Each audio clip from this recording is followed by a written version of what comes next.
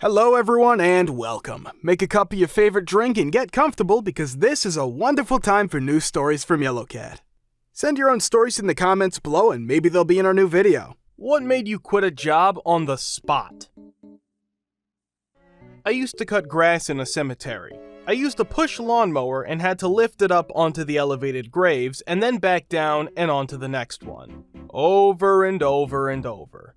Minimum wage was $4.25 an hour. After an hour of cutting grass in the August heat, I sit down for my break and this guy named Leroy asks, "Was that worth $4.25 to you?" I quit the next day. Thanks, Leroy. Was Leroy a ghost? I'm definitely accepting this was a ghost who didn't want this man to work himself to death as he did. This dead-end job. Don't end up dead like me, friend. Ooh. Nothing dramatic. After working my A off during the pandemic and promised an additional bonus, I received a low performance review conveniently timed the day before my bonus was to be paid.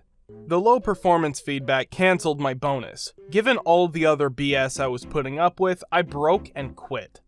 I had a nice month off and my new job pays significantly more. Never work for people that don't appreciate you. There are always others that will. I lead my team in work completed. I'm crushing everyone else. Did the same last year. Work piled up so bad on us that they told us to stop performing certain tasks like, hey, X, Y, and Z aren't required anymore, just punch through your work without it so we can complete more. No problem. Review time this year? Well, you could have gotten a better rating, but you didn't do X, Y, and Z. You've gotta be effing S-ing me.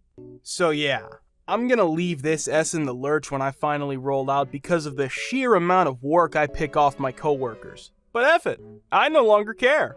I did and do still have the email and it was mentioned, but played off as, you don't have to do X, Y, and Z, when it clearly practically says stop doing X, Y, and Z, we're effing drowning.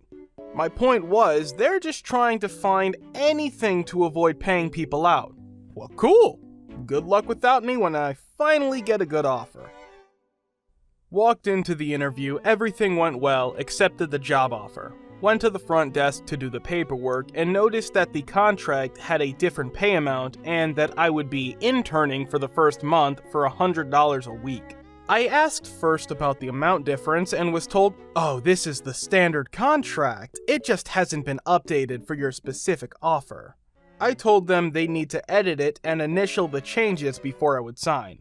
Oh, that's not how things work here. I thanked them for their time and left without signing anything. They called me back on the day I was supposed to have started asking where I was. I told them because I didn't sign the contract, I was never an employee. Oh boy, that was a fun call. Similar situation for me. Back in 2012, I was looking for a job in anything other than food but got desperate. This burger place had just opened up and was desperate for workers. They advertised on their window $11.75 an hour starting for all positions. I applied, had an interview basically the second I turned in my application, and got hired 20 minutes later. At the end of my shift, which was about 3 hours, they said they would start me at minimum wage, because you haven't finished your bachelor's degree yet. I was speechless. If I had finished my bachelor's degree, why would I be working here? And for such low pay? I told them to cash my pay immediately and I would not be returning because of their deceit. There weren't any stipulations anywhere on the sign that said anything about needing an undergrad degree for that much pay. They cashed me out at $11.25 per hour and I left. They closed down back in 2018 and every year Spirit Halloween takes over the location. F 'em! Worked for a privately owned bakery for exactly 1 week. The owner's son comes in, walks past the counter and into the bathroom. He comes out a few minutes later without acknowledging me or my coworker, gets into his car and drives away. We both look at each other, then open the door to find this guy literally S all over the toilet seat and the toilet paper holder. I called the owner, told her what happened, and she said to deal with it. So I asked my coworker if she wanted to clean it up because I wasn't going to. She declined and I told her I was walking out. She did as well. We locked up the store and told the owner we quit but would reconsider staying if her son came back to clean up his own mess. She yelled and berated us for 20 seconds before I said goodbye and hung up. Not me, but a middle-aged tradesman where I work. I work underground and it isn't for everybody. Terrible environment and whatnot. This particular individual started working and after a few weeks decided it wasn't for him. Bad conditions and hostile supervisor. He approached the boss at the morning meeting and told him that he wasn't going underground and that he was quitting. The boss told him that he had to give him a 2 weeks notice and without missing a beat, the guy replied, "For the next 2 weeks, you're going to notice that I'm not here." Turned around, packed his ass, and left. Was never heard from again. Man, that's a great line. I'll have to remember that. I worked for T-Mobile store, authorized reseller, not an actual dealer. 1 week, I had an amazing week. Sold 55 phones, brand new activations on a business account with 55 high-end phones at that time. When I got my next check, they said my paperwork was not in order and thus they couldn't pay me. As a side note, they always told us to make copies of all paperwork in case this happened so you can show it to the manager and get it resolved within a day. I went over to my backup paperwork with my boss. He said everything looked to be in order and he would have the office cut me a check. I went to the office and they told me it was still not in order. I immediately gave them my store key and quit on the spot. I did go through collections and they did settle before I took them to court. The company did go out of business after a few years because they tried that with many other employees and eventually led to an investigation by the government, according to an old coworker I bumped into years later. Worked as a cashier in a local shop. One night, 2 guys came at me with knives trying to get in the till. I just walked away and said have at it as it wasn't worth the minimum wage to get into it with a couple of guys waving knives at me. After they ran out the store, I picked up my mobile and called the police, then called the store manager. The next day, the district manager meets me as I turn up for my shift the very next day. Her first words were, "It was very unprofessional of me to be on my phone while in work." I laughed at her and told her she could take this as my notice and walked out. I never had a problem with being held up, but the sheer gall of that got me. I got mugged on a delivery for Domino's and came back to the shop crying and panicked, had my phone, wallet, and pizza taken, told my manager what happened. "Anon, are you hurt?" "No, but I lost my phone and wallet. I need to call the police." "No time for that. Here's your next delivery." It was like 2 blocks from where I was just mugged. I just went home. The police never really did much to get my phone and wallet back. Not like they could.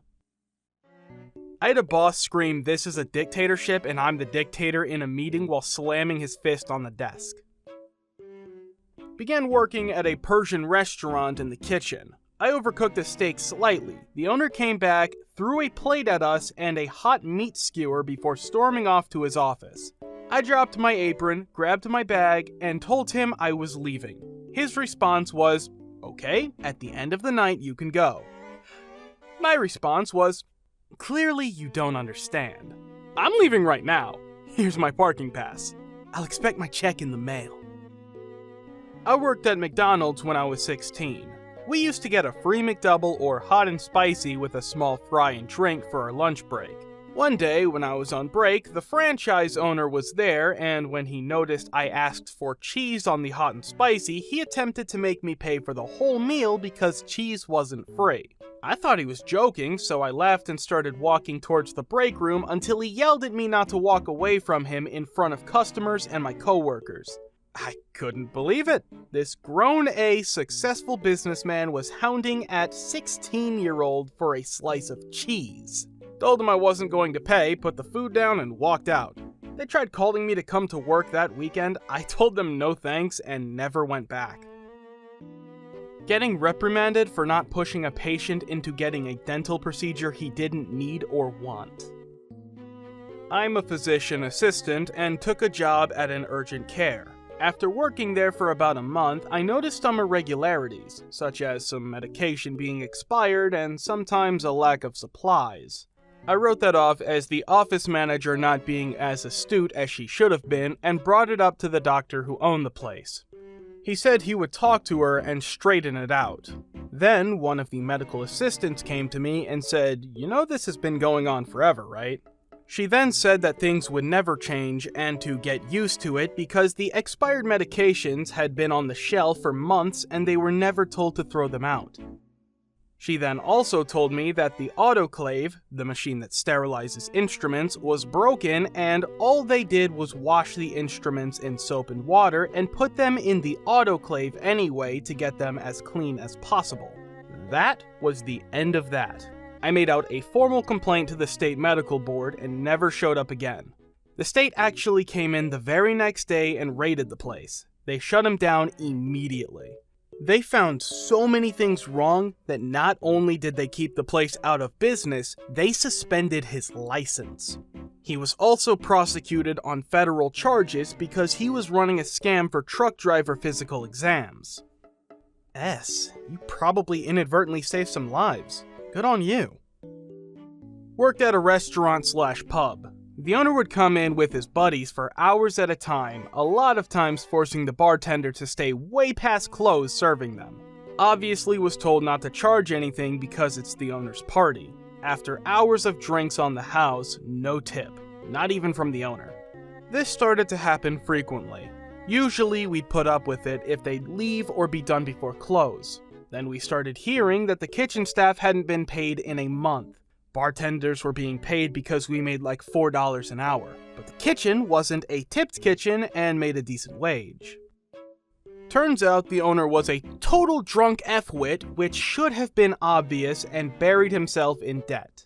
A week later, we were told our checks weren't there on the day they were supposed to be. Then 2 days later, still no checks. I told them if my check wasn't there tomorrow, I won't come in for my shift. They said it came. I got there and they said, "Well, what I meant was it's actually on the way. I talked to the..." and I walked out. I later found out no checks were ever issued there again. They tried to pay some people cash, but it fell apart very soon after. This was about 12 years ago, and it went out of business not too long after I left. Someone else bought it and renamed it and made it work, and now I believe it's still there and operating quite well. Thank you for watching. Guys, thank you for all the support and likes. Subscribe to the channel if you're not subscribed yet. See you next time.